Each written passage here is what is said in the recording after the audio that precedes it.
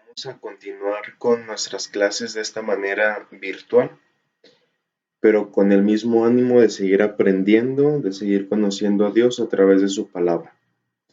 Como en todas las clases, le pedimos en un momento de oración que nos conceda su Espíritu Santo para poder conocerlo a través de su palabra.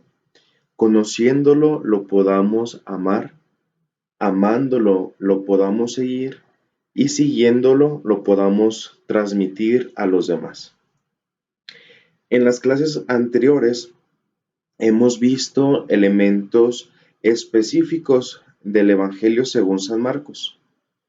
Partíamos desde los elementos o el contenido literario, que eran aquellos elementos literarios que aparecían dentro de todo el conjunto del Evangelio. Precisamente esa fue la tarea de identificar a través de los colores los elementos de los milagros, de los discursos, de las parábolas, de los anuncios de la pasión que contienen el Evangelio de San Marcos. Posteriormente comunicábamos o compartíamos de una manera muy general y muy por encimita el contexto histórico en el que fue escrito este Evangelio de San Marcos. Veíamos algunas características, sí, históricas, pero también algunas características que podían definir la comunidad a la que Marcos se dirigía. El día de hoy vamos a ver todos estos elementos, pero desde una perspectiva teológica. Vamos a partir de qué es la teología. La teología, de una manera, digamos, etimológica, significa teo, Dios, logos, estudio o tratado, por lo que teología significa el estudio o el tratado acerca de Dios. Entonces vamos ahora a intentar estudiar el Evangelio de San Marcos desde esta perspectiva teológica, desde una visión un poquito más profunda respecto de Dios.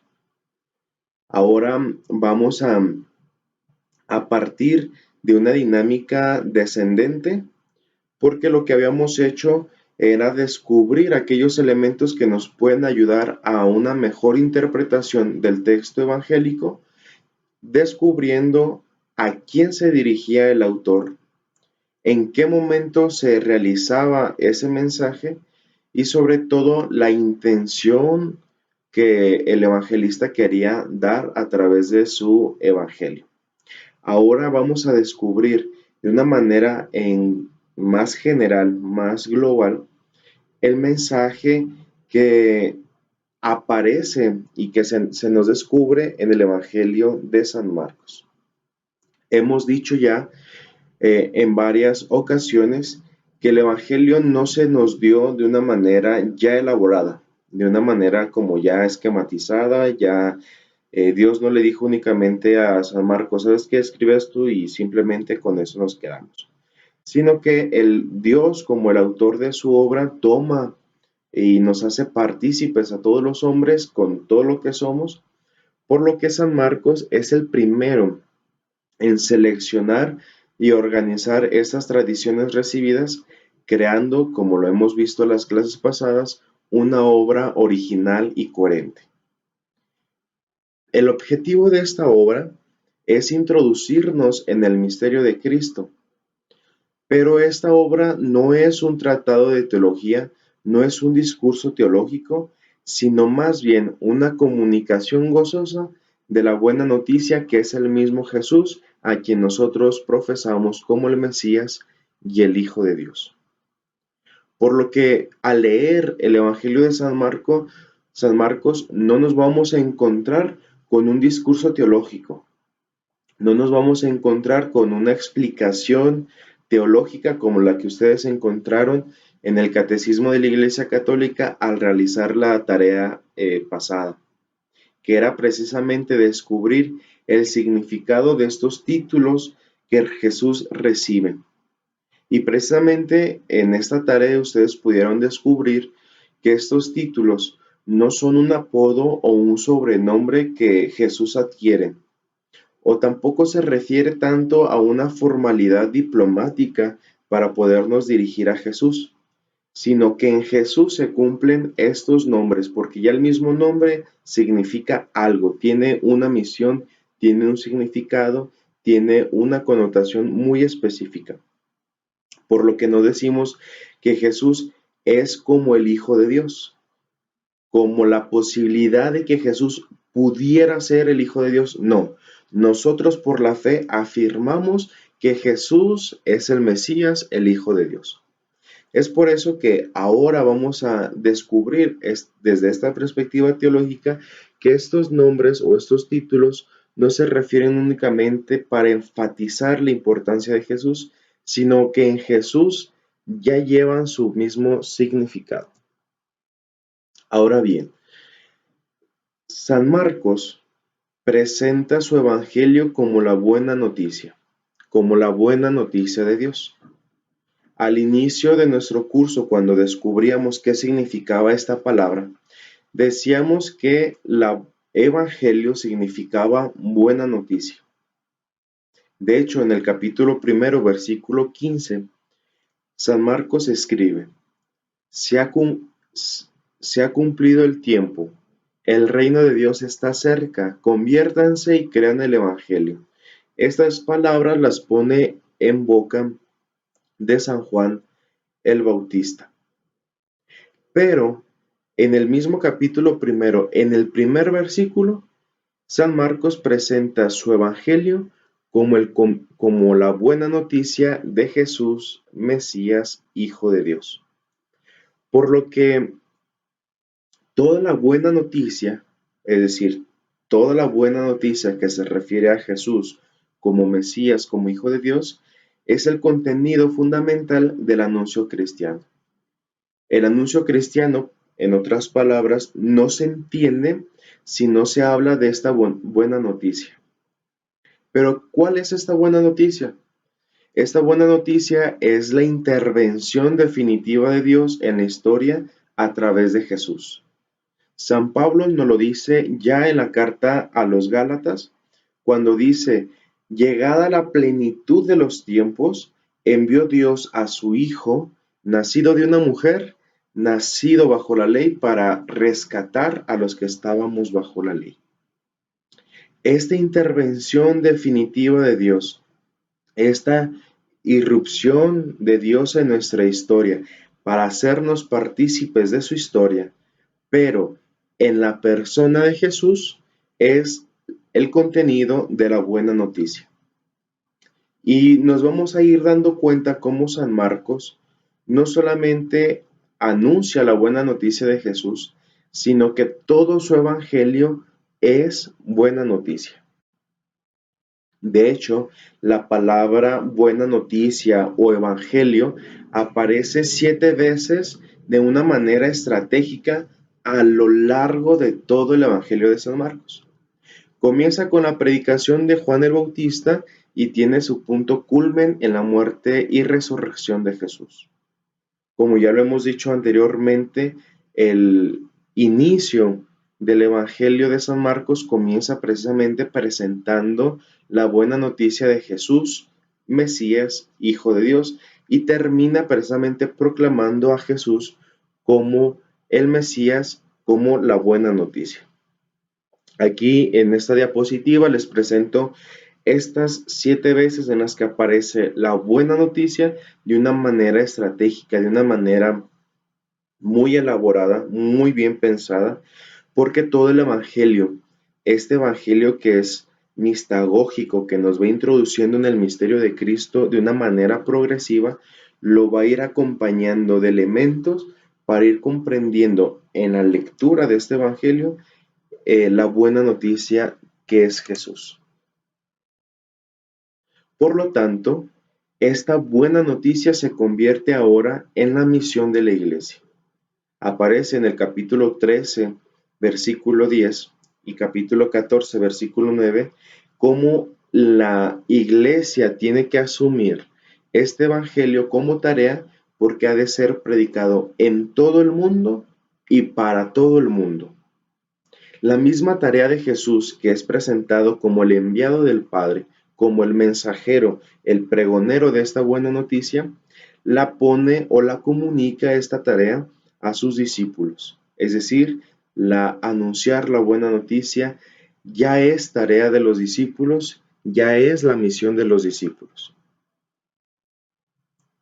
Hay que decir que este anuncio contiene el recuerdo de hechos concretos. Al principio decíamos que San Marcos es el primero en seleccionar y organizar las tradiciones que se le habían comunicado. Pero esas tradiciones son precisamente el recuerdo de hechos concretos, de palabras, de obras, de acciones que Jesús realizó en vida. Esta buena noticia está íntimamente ligada a Jesús. Incluso podemos decir que es algo equivalente porque el mismo Jesús en el Evangelio presenta esta equivalencia.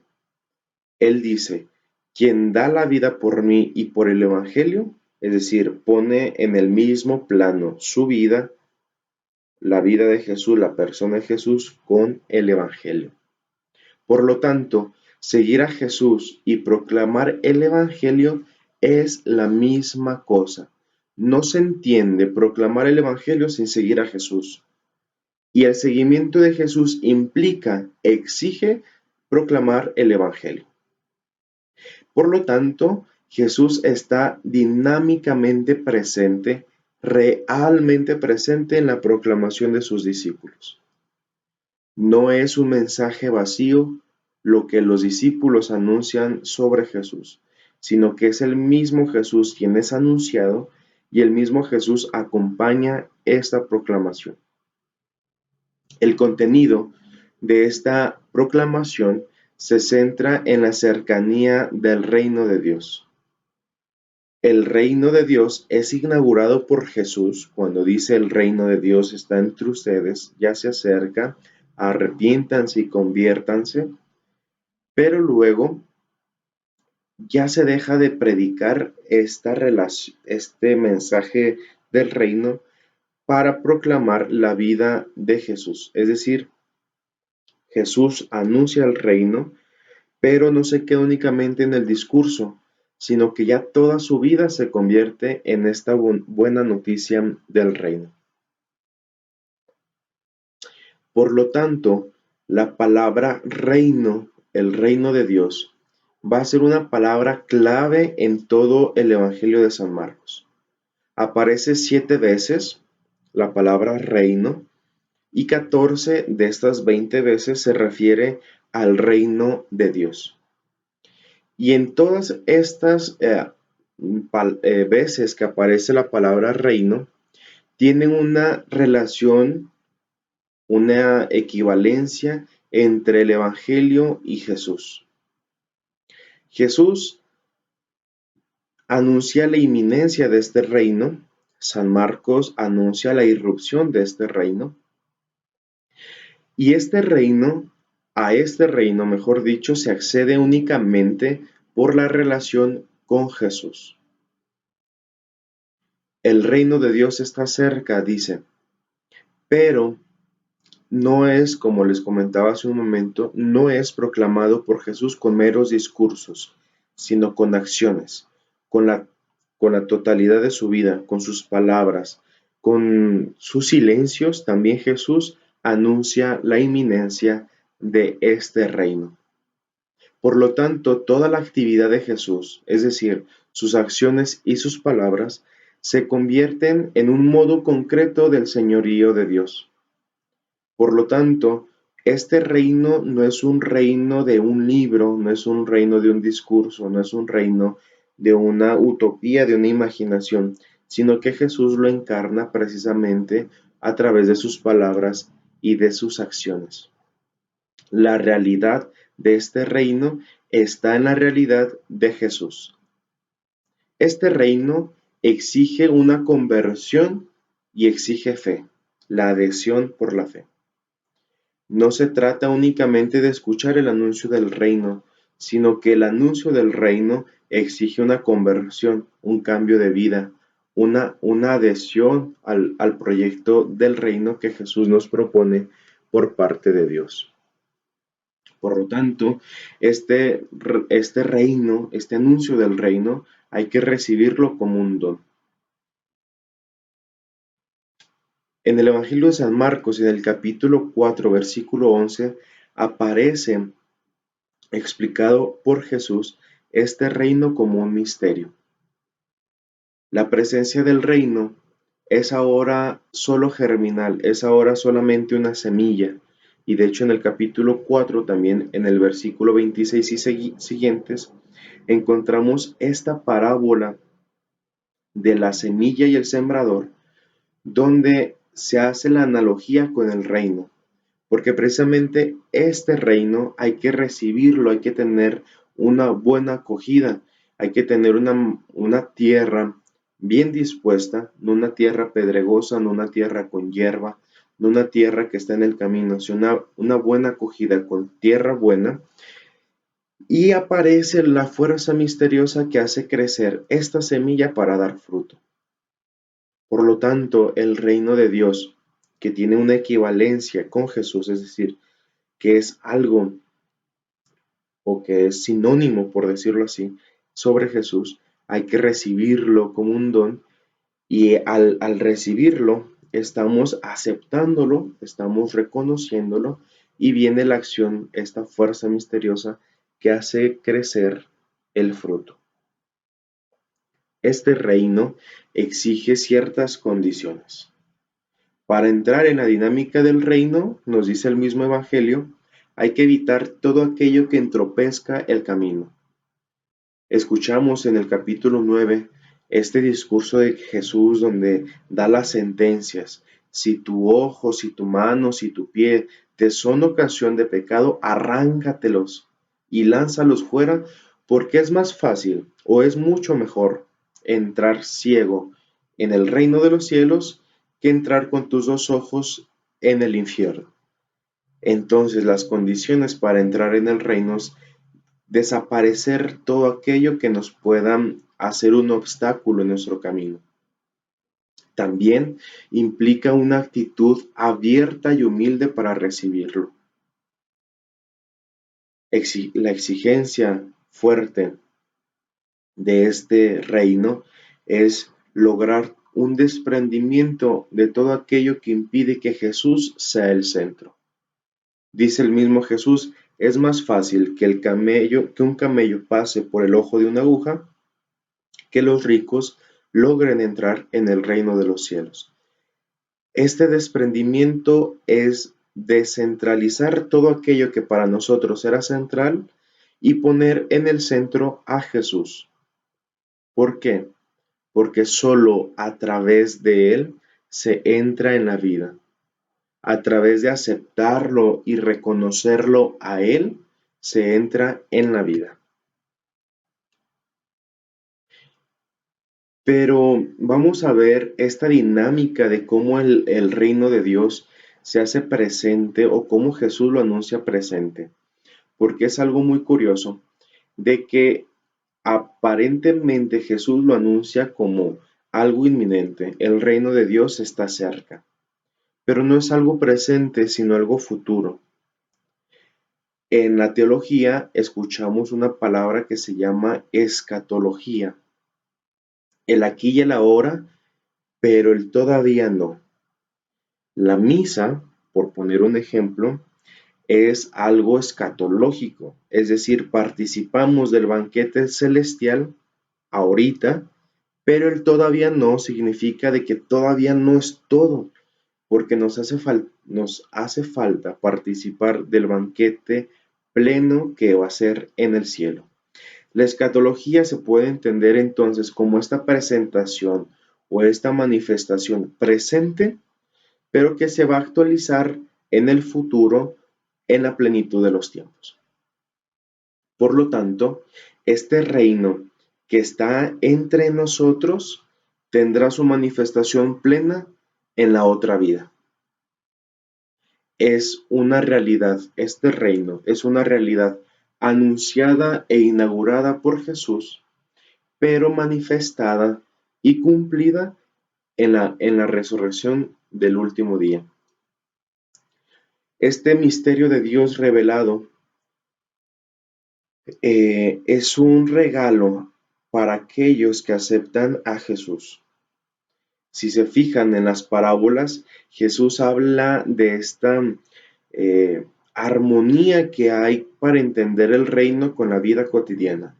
Y empieza a decir, ¿cómo es que les puedo explicar qué es el reino? Y empieza, el reino es como el sembrador que sale a sembrar. El reino es como una semilla de mostaza. El reino es como aquel que deja todo, etcétera, etcétera. Empieza a proclamar la realidad del reino a través de las parábolas, pero solamente aquellos que aceptan a Jesús, este misterio le es revelado. La presencia del reino es sencilla, precisamente hablando de esta forma en la que Jesús lo presenta, muy vivencial, pero a la vez es una presencia potencial. Es decir, lo que puede llegar a ser el reino de Dios, lo que explica Jesús que es el reino de Dios, de una manera potencial es aquello que en el acto se va a actualizar. Es decir, lo decíamos anteriormente cuando explicábamos la escatología. Sí, el reino de Dios está entre nosotros, pero está en potencia, porque nosotros tenemos la tarea de irlo construyendo. Entonces su manifestación plena, cuando ese reino sea totalmente el reino, con mayúscula, será en la otra vida cuando Jesús venga al final de los tiempos. La invitación a entrar en el reino está hecha. ¿Qué nos hace falta? Aceptar y seguir a Jesús. Jesús aparece en los primeros capítulos del Evangelio de San Marcos como un mensajero del reino, como aquel que ha venido a anunciar la realidad del reino, pero el misterio del reino coincide con el misterio de Jesús, por lo que, perdón, por lo que podemos decir que Jesús, al anunciar el reino, se anuncia a sí mismo. Las condiciones para entrar a este reino están ligadas al seguimiento de Jesús. Es lo que decíamos anteriormente. No se entiende el reino sin Jesús. Y Jesús no se entiende sin el reino. Se complementan. Y no solamente se complementan, sino que coinciden totalmente. Jesús, por lo tanto, no es solamente el mensajero, sino la única condición para acceder a Él. Yo soy la puerta. Quien entra por mí, dice Jesús en el Evangelio de San Juan, espera, esta espera abierta del reino desafía al miedo, al desánimo, a la misma muerte. ¿Qué significa esto? Significa que cuando nosotros aceptamos el mensaje de Jesús, es decir, lo aceptamos a Él,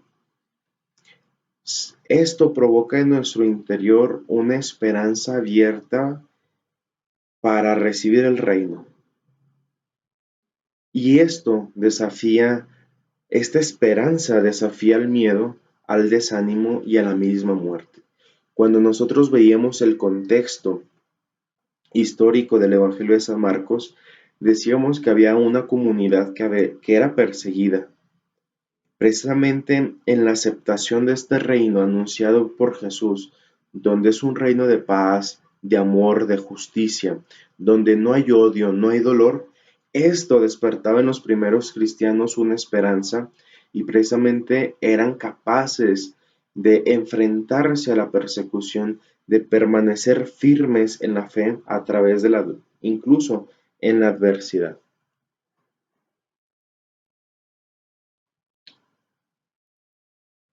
Jesús en el primer capítulo, el primer versículo es presentado como el Mesías, como el Hijo de Dios.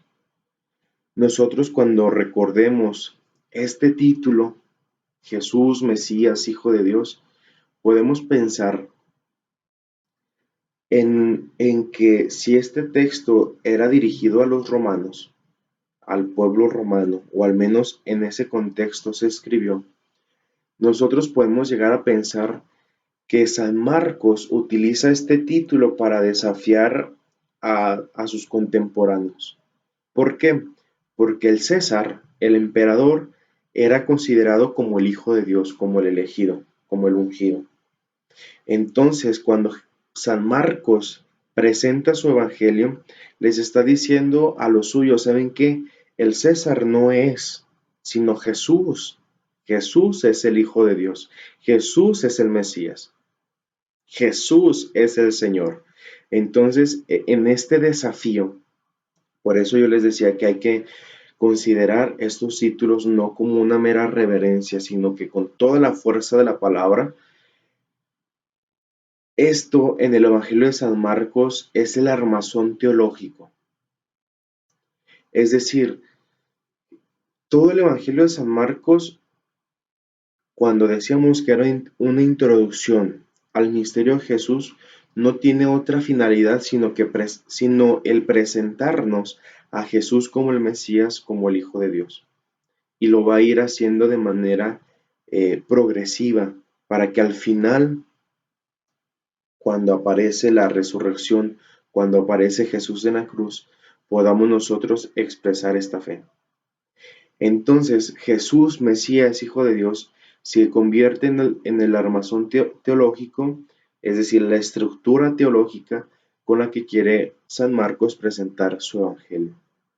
La buena noticia será el marco global de todo el evangelio. Es decir, la buena noticia será como el marco con el que San Marcos enmarque, para no perder la palabra, su evangelio. El reino será el contenido de este mensaje. Es decir, la buena noticia es todo, el reino es el contenido y Jesús será el centro como un lugar de encuentro precisamente con esta realidad del reino. ¿Hacia dónde se dirige? El Evangelio nos conduce hacia el encuentro personal de cada creyente con Jesús. Esa es la finalidad del Evangelio de San Marcos. No solamente el hecho de presentar a Jesús como el Mesías, como el Hijo de Dios, sino en esta presentación nosotros como creyentes encontrarnos con este Jesús que es Mesías, que es Hijo de Dios. Por lo tanto, el Evangelio de San Marcos es una presentación de Jesús que implica vivencialmente a sus lectores. ¿Cómo lo implica vivencialmente? San Marcos, en esta forma de escribir su Evangelio, es una manera muy bella de involucrarnos. Precisamente nos involucra a través de preguntas que a veces no tienen respuestas, preguntas que son esenciales. Y la pregunta fundamental que estructura todo el Evangelio de San Marcos es la que Jesús le hace a sus discípulos. ¿Quién dice la gente que soy yo? Aparece en el Evangelio de San Marcos capítulo 8, versículo del 27 al 29. Y esta pregunta no solamente Jesús la dirige a los discípulos del Evangelio, sino a todos los discípulos que leen el Evangelio. Precisamente en este envolvernos vivencialmente, en este hacernos partícipes del texto, es lo que San Marcos logra a través de esta pregunta. ¿Quién dice la gente que soy yo?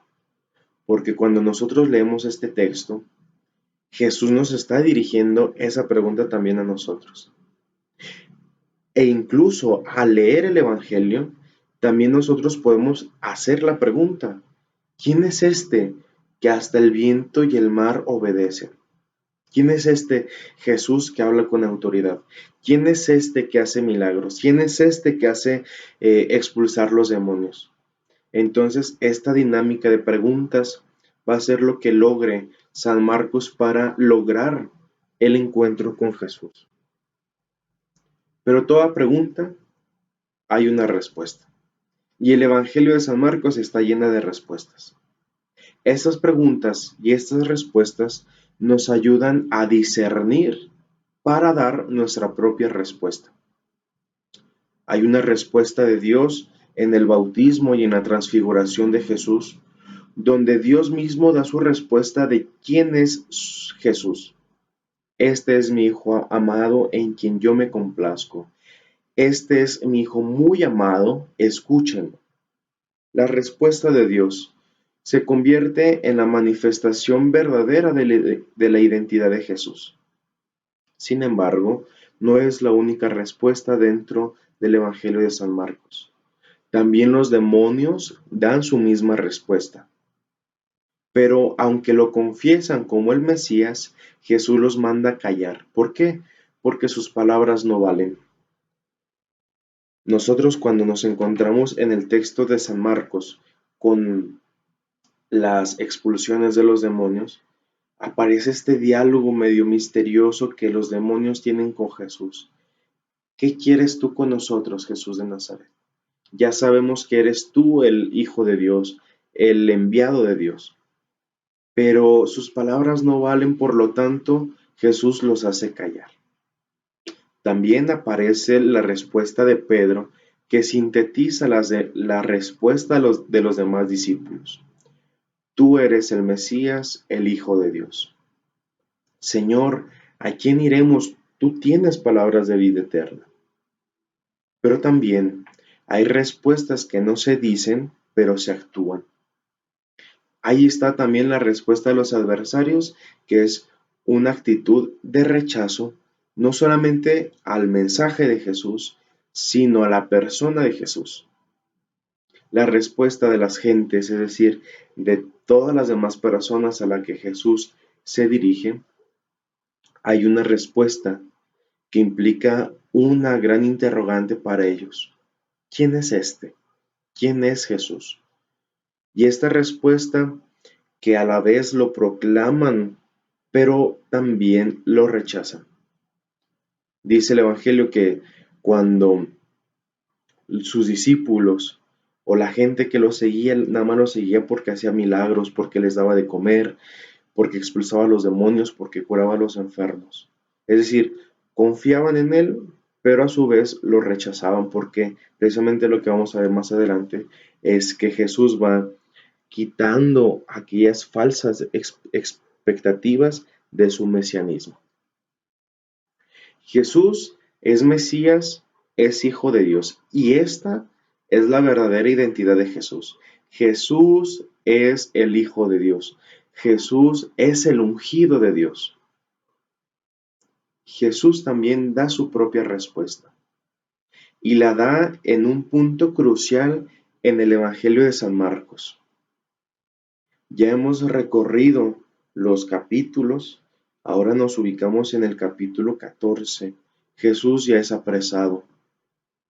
Jesús ya ha celebrado la cena con sus discípulos. Jesús se encuentra frente a los sacerdotes, a los sumos sacerdotes, donde es interrogado. Y allí Jesús da su propia respuesta. El sacerdote le pregunta a Jesús, ¿eres tú el Mesías? ¿Eres tú el Hijo de Dios bendito? Y Jesús responde, sí, yo soy. Y esta respuesta tiene tanta fuerza que el sumo sacerdote se rasga las vestiduras y a Jesús lo proclama como blasfemo. ¿Por qué? Porque no solamente Jesús se llama o se confiesa a sí mismo como Mesías, sino que utiliza el nombre de Dios que había sido revelado a Dios, que había sido revelado por Dios a Moisés. Yo soy. Entonces, toda esta respuesta, donde Jesús no solamente se siente o se confiesa a sí mismo como Mesías, no solamente Él cree que es Hijo de Dios, sino que utiliza el mismo nombre de Dios para referirse a él. También, a lo largo de todo el Evangelio de San Marcos, Jesús se autotitula, se autonombra como el Hijo del Hombre. Especialmente esta expresión la utilizan en, eh, en los anuncios de su pasión. El Hijo del Hombre tiene que padecer mucho. El Hijo del Hombre va a ser entregado. El Hijo del Hombre será elevado en lo alto. Y este título, este nombre, el Hijo del Hombre, aparece en el Salmo 110 y en el libro del profeta Daniel, precisamente eh, con atributos divinos.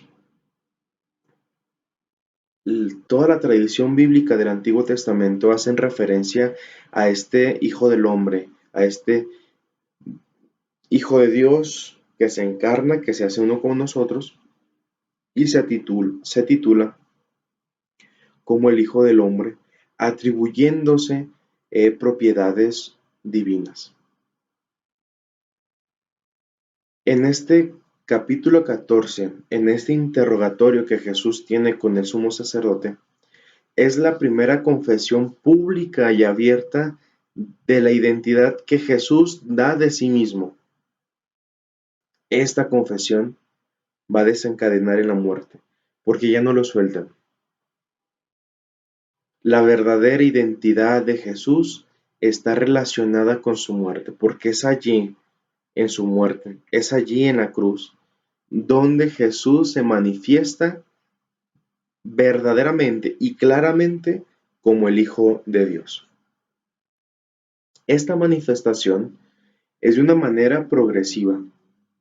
San Marcos nos lo pone al principio de su evangelio, nos lo pone al final de su evangelio, pero en este ir y venir en el camino del evangelio, Jesús se va a dar a conocer. Esta obra de San Marcos, ya lo hemos dicho, tiene la intención de dar a conocer la identidad de Jesús. Jesús, Mesías, Hijo de Dios. Así comienza el Evangelio de San Marcos. Pero para que no solamente quede allí, San Marcos elaborará todo su Evangelio para que al final quien lo lea y quien reciba este Evangelio pueda decir, ah, tenía razón. Tenía razón San Marcos cuando proclamaba y presentaba a Jesús como Mesías, como Hijo de Dios. Pero aparece un tema muy interesante al que vamos a llamar como el secreto mesiánico. Esta también era una pregunta que se hacía en el salón de clases y espero que con esto pueda tener claridad. Si nosotros identificamos que la intención de la obra de San Marcos es dar a conocer la identidad de Jesús, en el mismo Evangelio de San Marcos aparece Jesús como poco interesado en dar a conocer su identidad. Vemos a Jesús que manda callar a quien lo proclama como Mesías. No solamente manda callar a los demonios, sino que manda callar también a aquellos que fueron curados por él. Manda callar incluso a sus discípulos que lo seguían. Todavía no lo digan. Cuando aparece el pasaje de la transfiguración de Jesús y cuando bajan del monte, Jesús les pide a sus discípulos que no se lo digan a nadie hasta que no resucite. Entonces aparece como que Jesús quiere permanecer en el anonimato. Parece una controversia y una contradicción decir que la finalidad del Evangelio es dar a conocer a Jesús y como que Jesús no quiere darse a conocer. ¿Cómo explicamos esto? ¿Cómo explicamos de que Jesús no le interesa aparecer para darse a conocer, sino que acalla las voces de quien lo quiere proclamar como Mesías? Bueno, hay que reconocer que este es un artificio literario que usa San Marcos para dar a conocer la verdadera identidad de Jesús. ¿Por qué? Porque cuando aquellos que quieren proclamar a Jesús como Mesías, lo hacen después de un milagro, lo hacen después de una curación, lo hacen después de expulsar a los demonios, lo hacen en una situación muy cómoda, muy satisfactoria. Por ejemplo, pensemos en la multiplicación de los panes, donde ya querían anunciar a Jesús como su rey. Jesús los manda a callar, ¿por qué? Porque esto no es la misión auténtica de Jesús. Es decir, Jesús, su mesianismo, su misión, no es hacer milagros, no es hacer curaciones enfermos, no ha venido a expulsar demonios, ha venido a anunciar el Evangelio, ha venido a proclamar la existencia de este reino y a darnos la invitación para permanecer a él. Por lo tanto, su identidad permanece oculta hasta que el mismo Jesús revele cuál es el auténtico sentido de su mesianismo. ¿Por qué? Porque pensaban que Jesús era el Mesías únicamente porque hacía cosas buenas, porque hacía milagros, porque multiplicaba pan, porque les daba de comer, porque curaba a los enfermos. Eso no era el mesianismo de Jesús y precisamente por eso Jesús los calla y los invita a que descubran cuál es el mesianismo de Jesús. Por lo tanto, encontramos esta identidad en etapas progresivas. Del capítulo 1 al capítulo 8 aparece una revelación velada, es decir, sí sabemos como que intentamos saber quién es Jesús, pero todavía no lo conocemos del todo. Tenemos otro momento que es una revelación abierta del capítulo 8 al capítulo 10 y una manifestación plena que va del capítulo 11 al capítulo 16. En la manifestación de la identidad de Jesús, en estos capítulos encontramos la aprehensión, la pasión, la muerte y la resurrección de Jesús. Por lo tanto, a lo largo de todo el Evangelio, se descubre progresivamente la verdadera identidad de Jesús que llega a revelarse de una manifestación plena en la cruz. Por lo tanto, los títulos con los que Marcos describe la identidad de Jesús aparecen, por decirlo así, al inicio de su Evangelio, en medio de su Evangelio y al final de su Evangelio. Por ejemplo, capítulo 1, versículo 1. Comienzo de la buena noticia de Jesús, Mesías, Hijo de Dios. En la mitad de su Evangelio aparece la profesión de Pedro que dice, tú eres el Mesías. Pero al final, donde Jesús es muerto en la cruz y es atravesado por la lanza del centurión, el centurión proclama, verdaderamente este hombre era hijo de Dios. Encontramos pues todo el itinerario al que nos quiere conducir San Marcos a través de su obra. No solamente darle títulos a Jesús para que se escuche bonito, no solamente descubrirlo como, pues sí, tú eres el Mesías, ya vimos que sí, sino que hay que descubrirlo en la cruz, hay que aceptarlo en la cruz como verdadero Hijo de Dios. Jesús es Mesías porque es Hijo de Dios, pero este Hijo de Dios es entregado a la muerte y resucitado. Jesús no se anuncia a sí mismo cuando es el momento más lleno de plenitud y de gloria humanamente hablando. Pensemos, por ejemplo, en el Domingo de Ramos, donde toda la gente lo anuncia con vítores y lo proclama Rey y lo proclama Señor y bendito el que viene. Si fuera ese el mesianismo de Jesús, allí hubiera Jesús dicho, sí, yo soy. pero lo hace hasta el momento de la cruz. Y es en el momento en la cruz donde lo proclamamos y lo anunciamos como verdaderamente el Hijo de Dios. Por lo tanto, el Mesías tiene que ser algo más que un descendiente de David. El reconocimiento de Jesús como Hijo de Dios está vinculado al reconocimiento de su muerte y de su resurrección. Es decir, no podemos pensar en Jesús como el Hijo de Dios únicamente en su gloria, únicamente en lo bonito de su vida, sino que hay que reconocer a Jesús como Hijo de Dios, al verdadero Hijo de Dios en su muerte y en su resurrección. Porque es allí donde Jesús cumple con todo este contenido, con toda esta fuerza de poderlo proclamar como Hijo de Dios. ¿Cuántos no hacen milagros? Pensemos, por ejemplo, en nuestra época, en nuestro momento, ¿cuántos no conocemos a pastores protestantes, por decirlo así, que anuncian milagros, que proclaman el Evangelio y gritan y dicen y hacen sus asambleas y pueden efectuar un milagro? Pues sí, puede pasar. ¿Cuántos no pueden poner recursos suficientes para darle de comer a la gente? Los hay, y muy generosos, y eso es muy bueno. Sí, los hay.